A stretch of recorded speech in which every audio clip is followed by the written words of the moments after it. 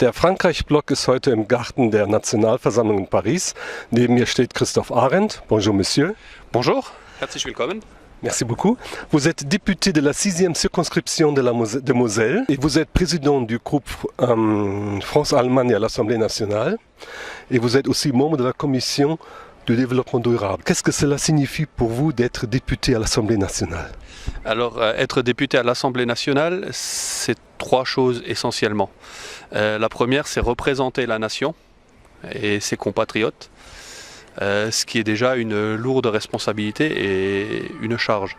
La deuxième chose, c'est de pouvoir légiférer, de faire les lois. Alors, pas faire des lois juste par plaisir d'en faire, mais pour répondre aux préoccupations quotidiennes de nos compatriotes qu'on représente. Et le troisième élément est de contrôler l'action du gouvernement. C'est ça, être finalement député aujourd'hui à l'Assemblée nationale. Vous appartenez à la République En Marche et vous êtes le président du groupe d'amitié France-Allemagne. Ce groupe, comment travaille-t-il? Alors je suis effectivement un élu de la République En Marche, issu de la société civile, lors des dernières élections législatives. Le groupe d'amitié France-Allemagne, comment fonctionne-t-il? Eh bien aujourd'hui nous essayons au maximum, nous avons essayé durant cette année au maximum de ramener vers les collègues du groupe d'amitié des représentants institutionnels, civils allemands, afin de leur faire comprendre comment fonctionne l'Allemagne, quelle est la culture de l'Allemagne. Alors nous avons eu son Excellence Nicolas Meyer-Landrut, qui est l'ambassadeur d'Allemagne en France aujourd'hui. Nous avons eu Valérie Desouillères, qui est une Française, mais qui dirige l'Institut de France à Saarbrücken. Nous avons eu les représentants de la Bundeszentrale für politische Bildung et bien d'autres. Et tout cela dans le but de préparer la prochaine rentrée, parce que vous savez que je préside également le groupe de travail franco-allemand, hein, donc 18 députés, 9 français, 9 allemands. On va y venir tout de suite. Et j'aimerais préparer tout le groupe d'amitié, donc 120 députés, à travailler avec nous à partir de la rentrée sur le nouveau traité de l'Élysée. Oui. Vous participez aussi à un certain nombre de groupes d'études. Il y a un qui m'intéresse, vous êtes vice-président du groupe d'études langue et culture régionale. Qu'est-ce que vous y faites? Alors, je suis originaire, moi, d'un territoire où la langue, ce n'est ni le français, ni l'allemand, mais le francique. La langue de Charlemagne, le Saarländisch Platt, comme on dit chez moi. Et donc, aujourd'hui, dans ce groupe de travail sur langue et culture régionale, je défends les particularités que nous avons de par notre culture commune avec les voisins sarrois. Vous avez déjà dit que vous faites partie du groupe de travail franco-allemand, dont font partie 18 parlementaires, 9 parlementaires français et 9 parlementaires allemands, qui préparent des propositions pour un nouveau traité de l'Élysée qui date de 1963. Pourquoi le président Macron souhaite-t-il un nouveau traité? Alors je pense que ce n'est pas seulement le président Macron qui souhaite un nouveau traité, je pense que la chancelière Merkel est tout à fait dans cet ordre d'idée là aussi. Et la cause la plus noble pour laquelle il faut faire un nouveau traité de l'Élysée, c'est parce que la France et l'Allemagne ont été le moteur de la construction européenne. Aujourd'hui, ce moteur est un petit peu essoufflé et il faut lui redonner une respiration, redonner un nouveau souffle. Et cela passe par un nouveau traité de l'Élysée entre la France et l'Allemagne, dans le but ensuite de tirer nos partenaires, plus l'Europe du Nord et l'Europe de l'Est du point de vue de l'Allemagne, plus l'Europe du Sud du point de vue de la France. Qui dans le couple franco-allemand nécessite d'être un peu plus poussé pour le nouveau traité, la France ou l'Allemagne? Alors je vais vous faire une réponse de Normand, je vais dire ça dépend des sujets.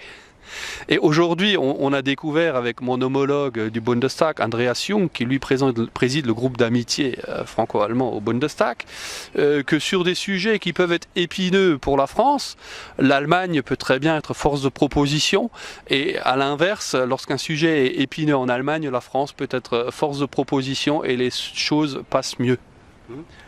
Pourriez-vous nous rappeler à nos lecteurs ou observateurs les quelques idées principales que vous proposez dans votre groupe de travail pour le nouveau traité de l'Élysée?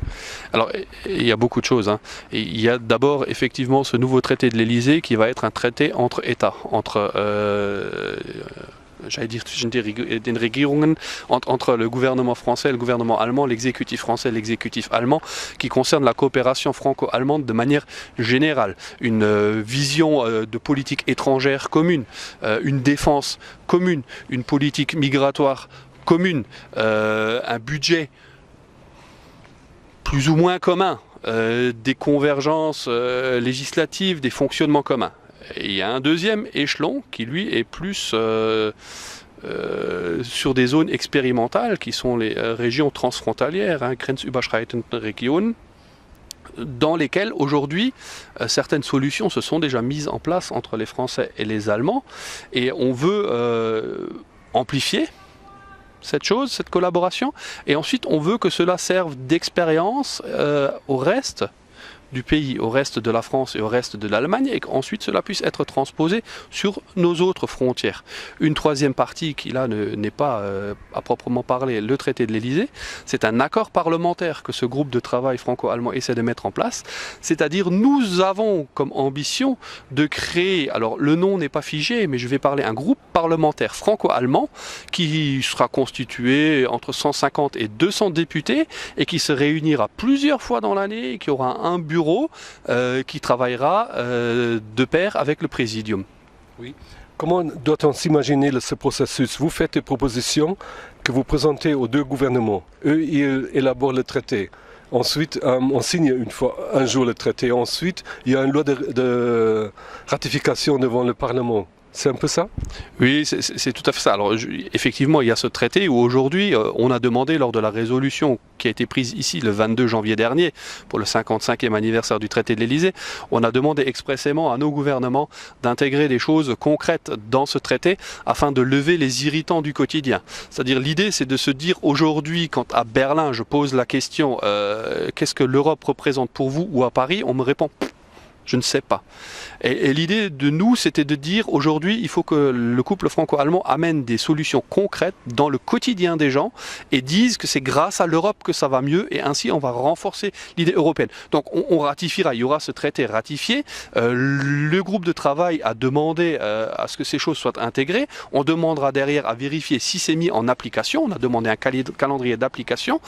Et ensuite, on fera le travail entre parlementaires. Alors c'est plus le traité d'Élysée, c'est notre accord parlementaire où derrière on avancera aussi de notre côté. Oui. Le groupe de travail franco-allemand a déjà procédé à plusieurs auditions, toutes documentées. Par exemple, le professeur Thomas Bauer, qui représente un conseil d'experts de Fondation allemande pour l'intégration et la migration, ou Claire Demesme, de l'Institut allemand de politique étrangère, ou Markus Ingenlath, l'un des secrétaires généraux de l'OFAGE et tant d'autres.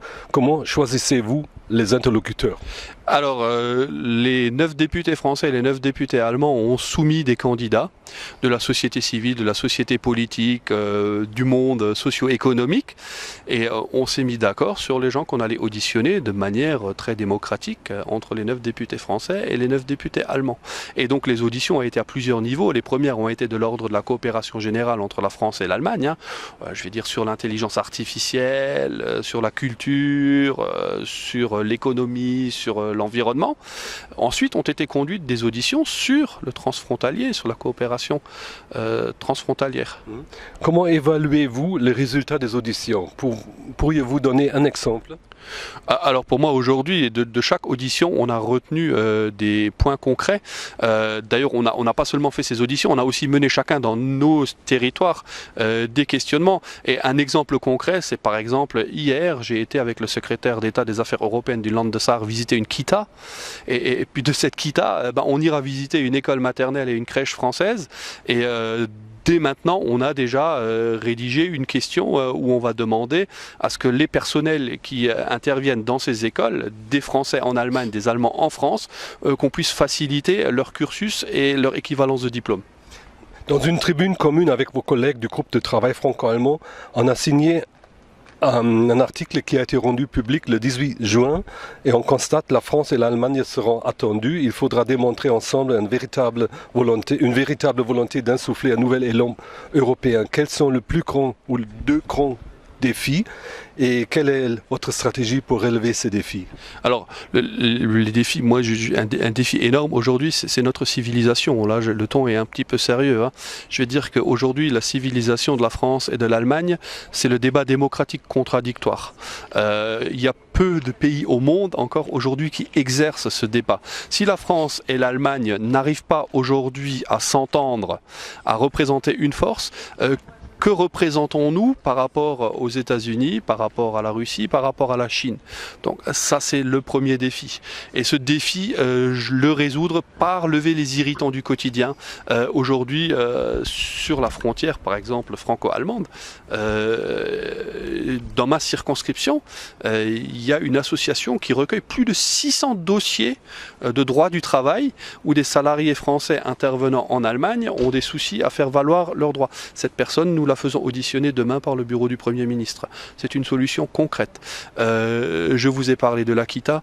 Nous avons aujourd'hui aussi la mise en place du bilinguisme, la promotion de l'apprentissage de la langue de l'autre et pas seulement dans les zones frontalières, parce que la langue, c'est la porte de la culture et qu'aujourd'hui, pour se comprendre, il faut d'abord dire oui, nous sommes de cultures différentes, mais en faisant l'acquisition de la langue du voisin, eh ben, on acquiert une partie de sa culture. Et ça arrive sur les fondements, hein. La France et l'Allemagne se sont battus pendant des siècles. Et un jour, on a décrété, on va être amis. C'est pas aussi simple que ça. Il faut savoir que les gens qui ont dit qu'on allait être amis, qui ont mis en place des jumelages, sont souvent des gens qui ont souffert à cause de l'autre.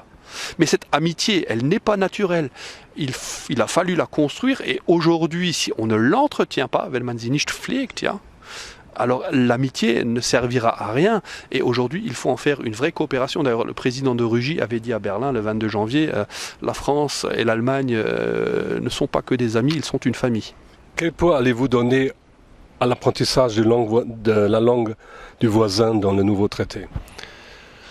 Alors, dans le nouveau traité, on fera l'apprentissage de la langue du voisin deviendra une priorité. Alors, ne me faites pas dire qu'aujourd'hui l'anglais n'est pas important.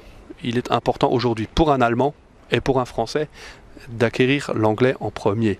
Mais lorsque l'on est un partenaire important, lorsqu'on est dans des zones frontalières, lorsqu'on est voisin, c'est un atout majeur que de connaître la langue du voisin. Et aujourd'hui, ce n'est pas seulement le traité de l'Élysée qui met ça en place. On a par exemple dans ma circonscription la région et le département qui encouragent aujourd'hui, en plus de l'éducation nationale, à mettre en place le bilinguisme. Merci beaucoup, monsieur le député. Je vous en prie.